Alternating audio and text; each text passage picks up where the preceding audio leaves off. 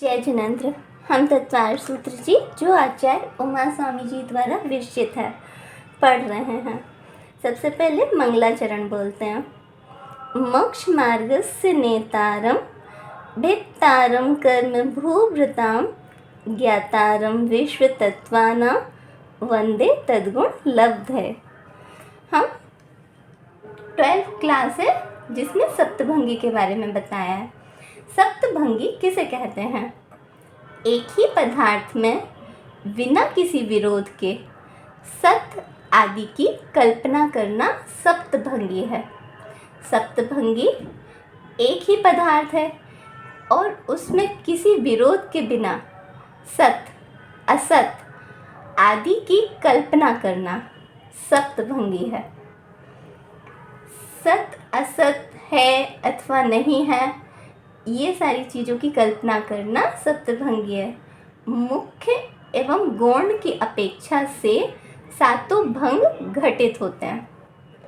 एक ही पदार्थ है, एक ही वस्तु है, किंतु जब हम बात करते हैं उसके बारे में तो उस वस्तु के कभी गुणों के बारे में बताते हैं तो गुणों को मुख्य करते हैं, कभी दोषों के बारे में बताते हैं तो दोषों को मुख्य करते हैं, और उसी वक्त उसके दोषों को हम गौण कर देते हैं जिस समय हम गुण की बात कर रहे हैं, या फिर दोषों की बात कर रहे हैं तो गुणों को गौण कर देते हैं।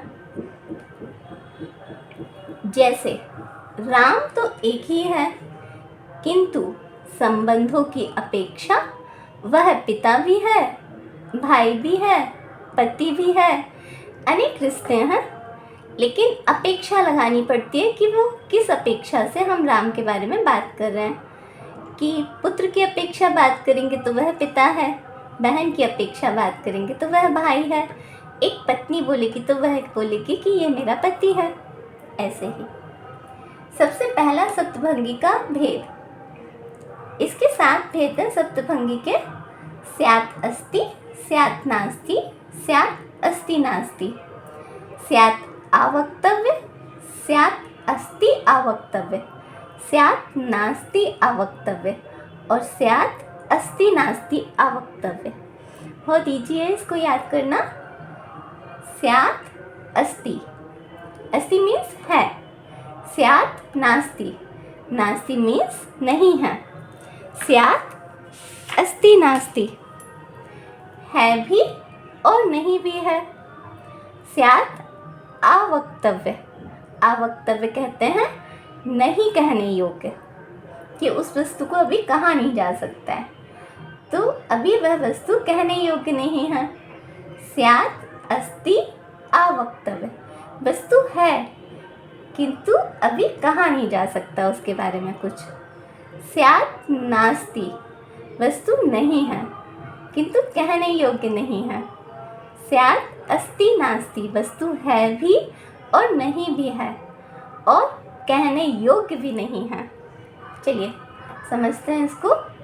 प्रत्येक वस्तु अपने दृष्टिकोण से अस्ति रूप है, मतलब है। जैसे राम दशरथ की अपेक्षा पुत्र है, जो राम है वह दशरथ की अपेक्षा बोलेंगे तो पुत्र है यानी कि अस्ति है। नास्ति, प्रत्येक वस्तु अन्य के दृष्टिकोण से देखी जाए तो नास्ति रूप है। यदि दशरथ के दृष्टिकोण से वह पुत्र है तो दूसरे के दृष्टिकोण से वह नास्ति रूप है। जैसे अगर राजा जनक की अपेक्षा बोलेंगे तो वह राम जनक का पुत्र नहीं है।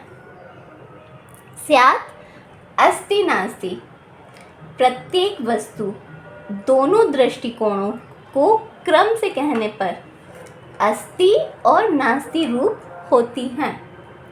जैसे राम दशरथ के पुत्र हैं किंतु जनक के पुत्र नहीं हैं। अस्ति यानी कि दशरथ के पुत्र हैं, नास्ति यानी कि जनक के पुत्र नहीं हैं। अब आता है स्यात् आवक्तव्य। आवक्तव्य का क्या बोला था हमने कि वस्तु कहने योग्य नहीं है। एक वस्तु दोनों दृष्टिकोणों से एक साथ वचन द्वारा कही नहीं जा सकती। मतलब दोनों दृष्टिकोणों से अगर हम एक साथ बताएंगे उस वस्तु को तो वचन के द्वारा वह कही नहीं जा सकती है, क्योंकि कहने वाला कोई शब्द ही नहीं है। जैसे राम, दशरथ और जनक के एक साथ कुछ भी नहीं कहे जा सकते। तो राम एक साथ कहने योग्य नहीं है कि वह पुत्र हैं अथवा नहीं हैं। स्यात् अस्ति अवक्तव्य, इसको बोलते हैं वस्तु दोनों दृष्टिकोण से एक साथ कही नहीं जा सकती। दोनों दृष्टिकोण से तो एक साथ नहीं कही जा सकती, किंतु अपने दृष्टिकोण से अस्ति रूप है। यदि मैं अपने दृष्टिकोण से बोलूं तो वह अस्ति रूप है, वह कही जा सकती है। जैसे राम, दशरथ और जनक के एक साथ तो कुछ भी नहीं कहे जा सकते, यानी कि अवक्तव्य हैं, किंतु राम दशरथ के पुत्र हैं, अस्ति हैं। राम दशरथ के पुत्र हैं, ये अस्ति रूप हो गया। और राम, दशरथ और जनक के एक साथ कुछ भी नहीं कहे जा सकते, इसको बोलेंगे अवक्तव्य। अब छठवां आता है स्यात् नास्ति अवक्तव्य। अवक्तव्य वस्तु अवक्तव्य होते हुए भी, मतलब एक साथ कहीं नहीं जा सकने योग्य होते हुए भी अन्य दृष्टिकोण से नास्ति रूप है। जैसे राम, दशरथ और जनक की अपेक्षा अवक्तव्य है, मतलब दोनों की अपेक्षा एक साथ कुछ भी नहीं कहे जा सकते हैं, किंतु जनक की अपेक्षा पुत्र नहीं है, नास्ति रूप भी है। किंतु जनक के लिए बोलेंगे तो जनक के तो वो पुत्र है नहीं, इसलिए वो नास्ति हैं। किंतु राम, दशरथ और जनक की अपेक्षा कुछ भी नहीं कहे जा सकते, इसलिए अवक्तव्य हैं। अब आता है स्यात् अस्ति नास्ति अवक्तव्य। वस्तु अवक्तव्य होते हुए भी, अवक्तव्य है ना, वस्तु नहीं कहने योग्य होते हुए भी, अवक्तव्य होते हुए भी दोनों दृष्टिकोणों को क्रम से कहने पर अस्ति रूप भी है और नास्ति रूप भी होती है।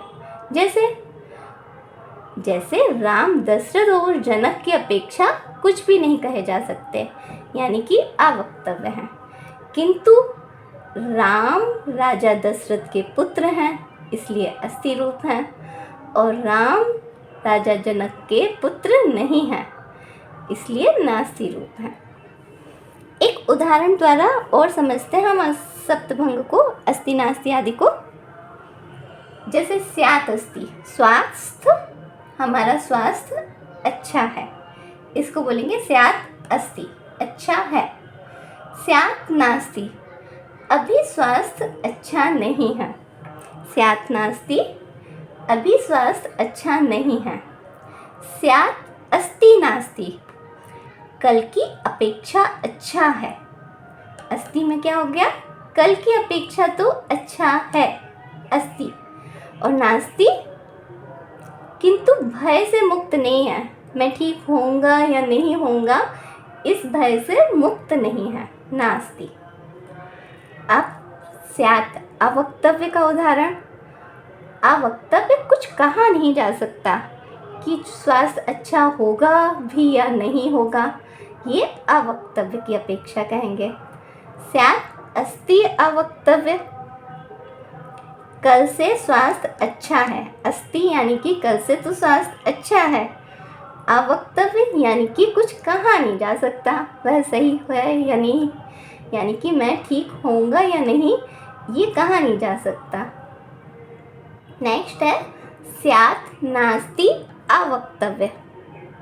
नास्ति यानी कि हालत ठीक नहीं है, और अवक्तव्य परंतु कहा नहीं जा सकता कि आखिर होगा क्या, स्वस्थ होंगे भी या नहीं होंगे, ये कहा नहीं जा सकता। स्यात् अस्ति नास्ति अवक्तव्य, स्वास्थ्य कल से अच्छा है, अस्ति में क्या बोलेंगे, स्वास्थ्य कल से अच्छा है। नास्ति, फिर भी अच्छा नहीं है।